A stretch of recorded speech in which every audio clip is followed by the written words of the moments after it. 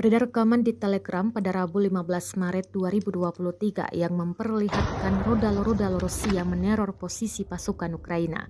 Mulai dari parit, posisi menembak hingga hutan, tempat pasukan Ukraina menjadi target. Dampaknya pasukan Kiev menderita luka-luka hingga sebagian diantaranya tewas. Rekamannya beredar di Telegram pada Rabu 15 Maret 2023. Video pertama menunjukkan satu pasukan Ukraina berlindung di dalam lubang parit dan mendadak dihantam artileri. Ledakan dahsyat tampak jelas mengguncang bentengnya. Selanjutnya gerombolan pasukan Ukraina yang mempersiapkan serangan dihujani peluru artileri. Korban yang luka-luka terekam jelas tengah dievakuasi. Sayangnya tidak dirincikan total pasukan Ukraina yang dieliminir.